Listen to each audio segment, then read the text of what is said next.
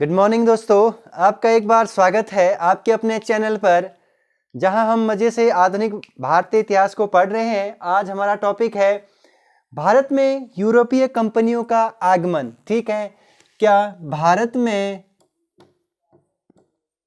यूरोपीय कंपनियों का आगमन? भाई बहुत इंपॉर्टेंट टॉपिक है ये। यहाँ से सवाल पूछा जाता है, खासकर पीसीएस में पूछा गया है। और उत्तराखंड के तमाम एग्जाम, चाहे किसी भी स्टेट की आप तैयारी करो, ये सफिशेंट है आप लोगों के लिए। ठीक है, काफ़ी डिटेल पढ़ाया जा रहा है और आप लोगों के द्वारा काफ़ी प्यार भी बरसाया जा रहा है। ठीक है, आप लोग ऐसे चैनल को सब्सक्राइब शेयर करना है।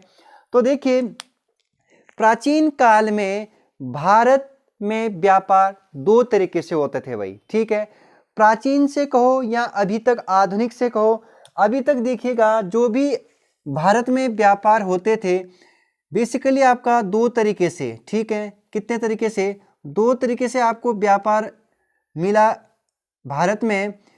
अब देखिए, अभी मैंने भारत का एक छोटा सा मैप बनाया है।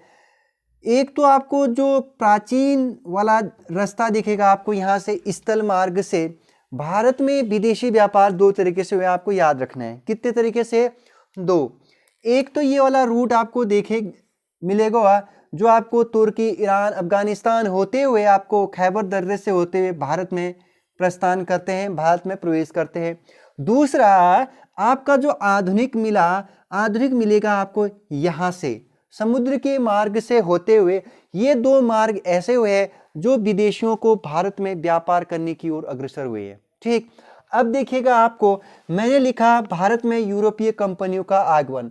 सबसे पहले सवाल तो मेरा आपसे यही होगा और हर किसी से कि आखिर ये यूरोपीय कंपनियां भारत में ही क्यों आई।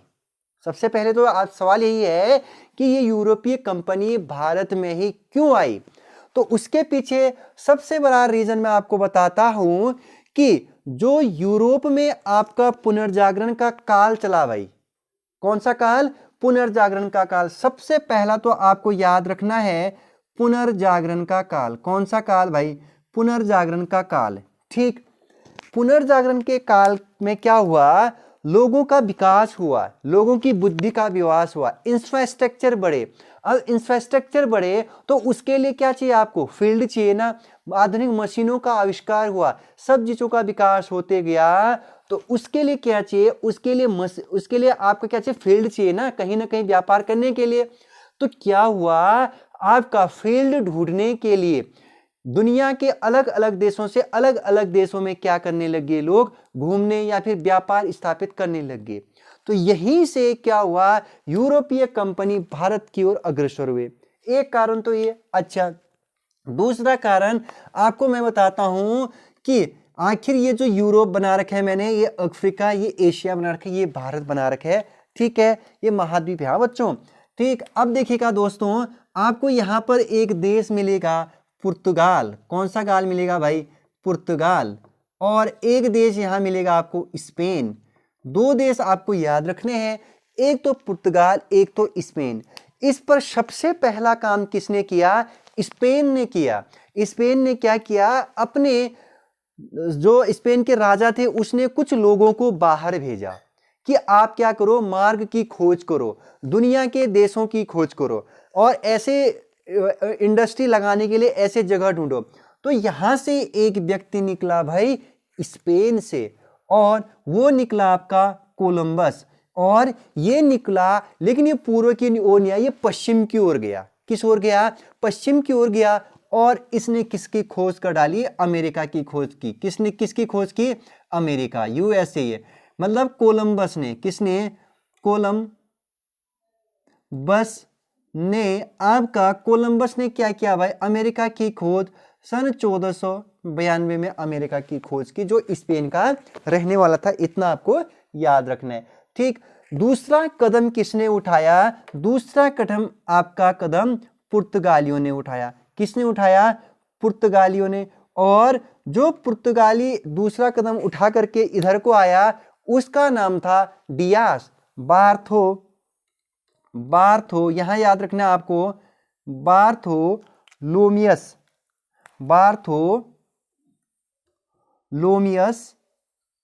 डियास।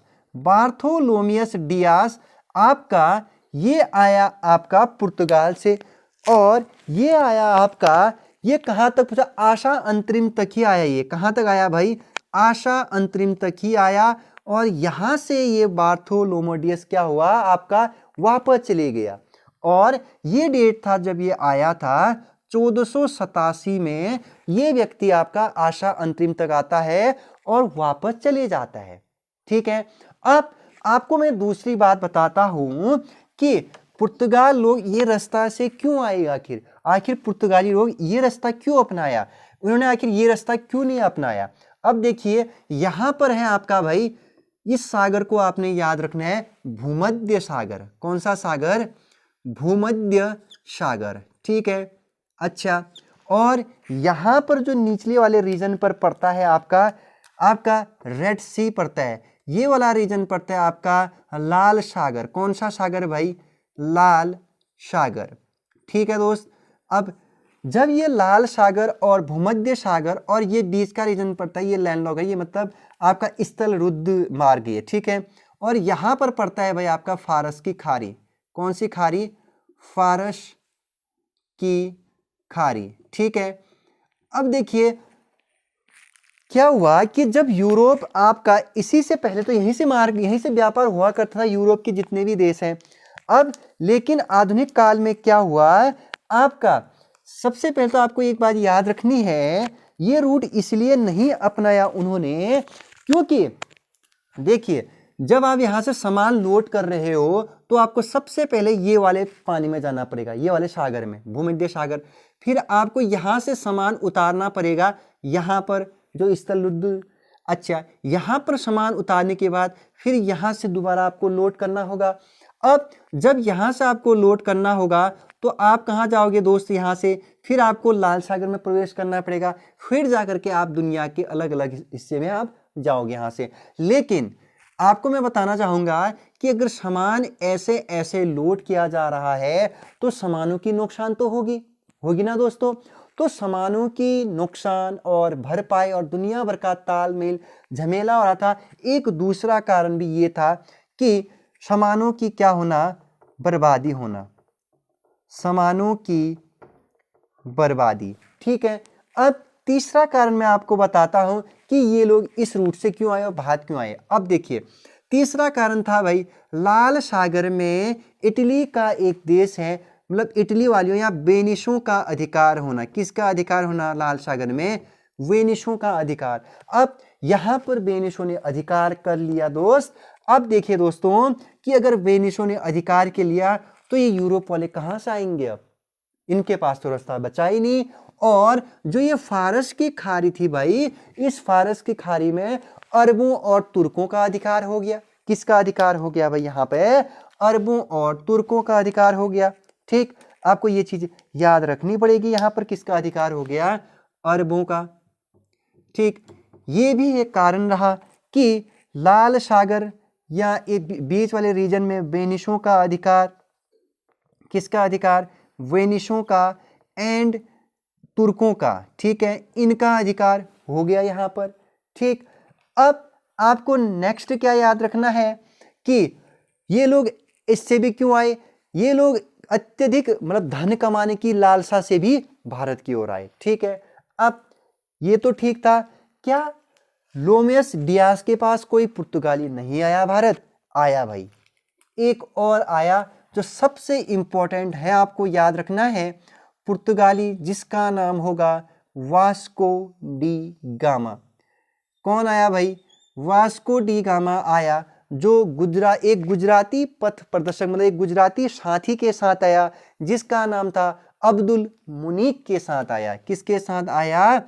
अब्दुल मुनीक के साथ ये आया भाई। कौन? Vasco D gamma Bharat. ठीक है, और इसने जो रूट अपनाया, इस रूट को बोला जाता है आपका केप ऑफ गुड होप। क्या बोला जाता है भाई इसको? केप ऑफ गुड होप, मतलब आशा अंतरिम से होते हुए वो भारत के कालीकट नामक स्थान पर पहुंचा। कहां पहुंचा भाई? कालीकट। ठीक है, और कालीकट में जहाँ पर पहुँचा कप्पुगम केरल पर पहुँचा भाई। कहाँ पहुँचा? केरल राज्य में ये पहुँचा। कौन? Vasco D gamma. और ये डेट थी, आपको डेट भी याद रखना है, 17 मई आपका 1498 में ये व्यक्ति आपका केरल पर पहुंचता है। ठीक है, अब देखिए उस टाइम का तत्कालीन यहाँ का राजा था आपका जेमोरिन। कौन था भाई? जेमोरिन ने क्या किया? वास्को डी गामा का स्वागत किया भाई। ठीक है, इतना आपको एक पार्ट में याद रखना है अच्छे से, कौन आया, क्या आया। ठीक है, अब जब यहाँ से ये कुछ समय के लिए ठहरता है, इसके बाद ये यहाँ से अपने देश वापस चले जाता है भाई। क्या चले जाते हैं? अपने देश वापस चले जाता है वास्को डी गामा। जब वापस जाता है तो अपने साथ मसाले ले जाता है। क्या ले जाता है? अपने साथ मसाला ले जाता है। और जब वह पुर्तगाल में पहुंचता है तो उसकी कीमत, चाहे जितना भी ले गया होगा, उसकी कीमत 60 गुना हुई भाई। चाहे 10 रुपये का सामान ले गया हो, 20 रुपये का सामान ले गया हो, पुर्तगाल में जाकर के उसकी कीमत कितनी हुई भाई? 60 गुना मुनाफा कमाया इसने। तभी तो पुर्तगाली लोग भारत की ओर आए अत्यधिक धन कमाने की लालसा से। ठीक है, अच्छा, क्या इसके बाद वास्को डी गामा दोबारा भारत नहीं आया? आया भाई। 1502 में गामा दोबारा आया। गामा कब आया भाई? 1502 में दोबारा भारत की ओर आया। इतना आपको याद रखना है। अब जल्दी से आप स्क्रीनशॉट करिएगा, फिर मैं इसको क्या करने वाला हूं भाई? मिटा देने वाला हूं। ठीक, अब इसके बाद कौन आता है? इसके बाद जो आता है भारत आने वाला पुर्तगाली, जिसका नाम था पेट्रो अल्वेरेज। मिटा दूं? हाँ, ठीक है। फिर से अब आपको याद रखना है, दूसरा कौन आया? पेट्रो अल्वेरेज। ठीक है, इसको थोड़ा सा मैं इस साइड को साफ करने वाला हूं। ठीक, कौन आया? पेट्रो अल्वेरेज। हाँ, कहाँ से आया? पुर्तगाल से, यहीं से आएगा। और दूसरा आएगा पेट्रो अल्वेरेज। ठीक है, पेट्रो अल्वेरेज पूरा नाम इसके पीछे क्रेवल था, ये पेट्रो अल्वेरेज क्रेवल। ठीक है, अच्छा, अब ये आया आपका 1500 में भाई। कब आया? 1500 में आया और 13 जहाज़ों की एक मंडली लाया अपने साथ। और ये भी वहीं पहुंचा जहां से आपका वास्को डी गामा पहुंचा था। हाँ, इसके बाद आपको यहाँ पर क्या याद रखना है कि ये दूसरा था। क्या, कौन था भाई? ये दूसरा था। अब क्या पढ़ेंगे हम? अब इसके बाद प्रॉपर हम पुर्तगाली गवर्नर को पढ़ने वाले हैं भाई। ठीक है, अब हम किसको पढ़ेंगे? प्रॉपर पुर्तगाली गवर्नर को।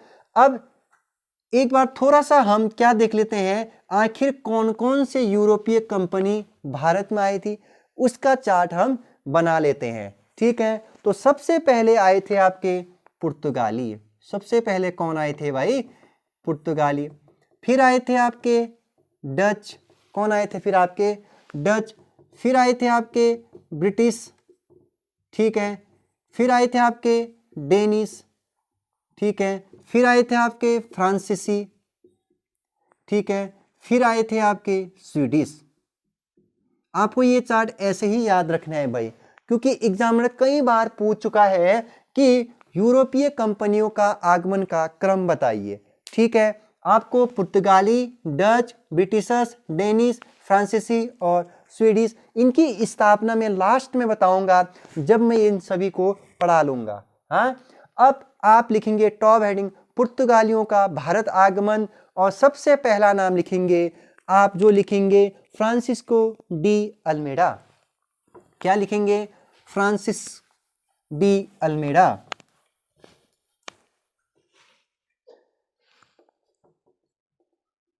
Francisco de Almeida. अब आपको क्या याद रखना है भाई? इसका सबसे पहले तो आपको टाइम पीरियड याद रखना है, 1505 से 1509 तक। इसका आपको क्या याद रखना है? टाइम पीरियड याद रखना है। हाँ, अच्छा, अब इससे पहले एक छोटा सा आपको याद रखना है कि सबसे पहले आपको क्या याद रखना है, प्रथम पुर्तगाली व्यापारिक कोठी कहाँ खोली गई, मतलब व्यापारिक केंद्र कहाँ खोला गया। पुर्तगाली व्यापारिक मतलब फैक्ट्री व्यापारिक जो खोला गया वो 1503 में खोला गया। कब खोला गया भाई? 1500 आपका जो खोला गया पहला 1503 में, और वो जहां खोला गया उस जगह का नाम था कोचीन, जिसे कोलम भी बोला जाता है। ठीक है, कोचीन में प्रथम पुर्तगाली फैक्ट्री खोली गई थी, आपको याद रखना है दोस्त। ठीक, अब आपको क्या याद रखना है दोस्तों, यहां पर आपको सेकंड पुर्तगाली फैक्ट्री याद रखनी है। प्रथम तो हो गया, सेकंड आपकी जहां खुली थी उसका नाम है कुन्नूर। क्या नाम है भाई? कुन्नूर। कुन्नूर पड़ता है आपका तमिलनाडु में। ठीक है, दूसरी फैक्ट्री कुन्नूर में है और 1505 पे खोली गई थी। हाँ, अब आप यहां याद रखना है दोस्तों। अब फ्रांसिस्को डी अल्मेडा पर आइए, फ्रांसिस्को डी अल्मेडा पर आइए और सबसे पहला आप इसको गवर्नर बना दीजिए। पुर्तगाली गवर्नर था भाई ये पहला। ठीक है, पुर्तगाली प्रथम गवर्नर जो भारत बन करके आया, भारत में गवर्नर बन करके आया। ठीक, और अच्छा दूसरा पॉइंट क्या याद रखने है आपको, इसने क्या किया, इसने भाई सबसे इंपॉर्टेंट एग्जाम के पॉइंट, इसने ब्लू वाटर पॉलिसी अपनाई। क्या अपनाई इसने ब्लू वाटर पॉलिसी। इसने कौन सी पॉलिसी अपनाई भाई? ब्लू वाटर पॉलिसी, जिसे आप शांत जल की नीति बोलते हैं, जिसे आप क्या बोलते हैं? शांत, ओ माय गॉड, जल की नीति। क्या बोलते हैं? शांत जल की नीति आप इसे बोलते हैं। ठीक, थोड़ा सा लाइट की दिक्कत होगी, 1 मिनट के लिए थोड़ा सा रुकेंगे, थोड़ा सा हाँ उतना ही खोल गया। ठीक, अब देखिए ब्लू वाटर पॉलिसी, शांत जल की नीति इसने अपनाई थी। शांत जल की नीति कहां पर अपनाई इसने, आपको याद रखना है, जो ये हिंद महासागर वाले रीजन था। ठीक है, इस वाले रीजन में इसने क्या किया, अपना अधिकार स्थापित कर दिया। मतलब इसने इस वाले हिंद महासागर में अपना नियंत्रण स्थापित किया। क्या किया भाई? यहाँ अपना नियंत्रण स्थापित किया, इसीलिए इसे बोला जाता है ब्लू वाटर पॉलिसी की नीति के जनक। ठीक है, आपको इतना याद रखना है। किस पर? इस फ्रांसिस्को डी अल्मेडा पर। और हाँ, इस पर सवाल बन सकता है आपको एक चीज पर यहाँ पर कि इसने 1509 में क्या किया, द्वीप पर अधिकार किया। इसने 1509 पर कहाँ अधिकार किया? 1509 पर इसने कहाँ पर? द्वीप पर। इसने मिस्र हो गया, तुर्की हो गया और गुजरात के सम्मिलित सेना को इसने हराया था। और 1509 में इसने किस पर अधिकार किया? द्वीप पर अधिकार किया था। ठीक है दोस्तों, अब आप मेरे साथ कल पढ़ेंगे यहां से आप जो सबसे इंपॉर्टेंट राजा होगा जिसका नाम होगा Alfonso de Albuquerque. Top heading डालेंगे अल्फांसो, क्या डालेंगे? Alfonso de Albuquerque. ठीक है, इसको डालेंगे और आप लिखेंगे इसका टाइम पीरियड 1509 से 1515 तक आप इसको पढ़ेंगे। कौन सा पढ़ेंगे भाई? अल्फांसो डी अल्बुकर पढ़ेंगे मेरे साथ। 1509 से 1515 तक इसका टाइम पीरियड होगा। बड़ा ही मजा आने वाला है क्योंकि वो गोवा पर अधिकार करेगा, फिर मलक्का पर अधिकार करेगा, फिर हरमुज पर अधिकार करेगा और गोवा को क्या करेगा? अपने अधीन करेगा। और गोवा को अपने अधीन करने के बाद गोवा पर अधिकार जमाएगा और वहां पर क्या करेगा? वहां के जो विधवा औरतें थे उनके साथ शादी करेगा और इस तरीके से गोवा पर पुर्तगालियों का पूर्ण रूप से वर्चस्व होगा, जो आपका भारत आजाद के बाद भी 1961 तक पुर्तगाली के अधीन रहता है गोवा। जबकि आपको पता होगा गोवा हम लोगों ने 1961 में युद्ध के बल पर, मतलब बोले तो कुछ सेनाएं भेजी थी, पुर्तगालियों को भगाया, कई मार काट हुई, वहां कई लोगों की लाशें गिरी, तब जाकर के हमने गोवा को भारत में मिलाया भाई। ठीक है, इस पर हम डिटेल से चर्चा करेंगे अल्फांसो डी अल्बुकर पर। कल मिलते हैं दोस्तों, तब तक के लिए आप चैनल पर पहली बार हो तो सब्सक्राइब बटन जरूर दबाइए दोस्तों, क्योंकि आप लोगों के प्यार से ही मैं आगे जाऊंगा। तब तक के लिए टाटा बाय बाय।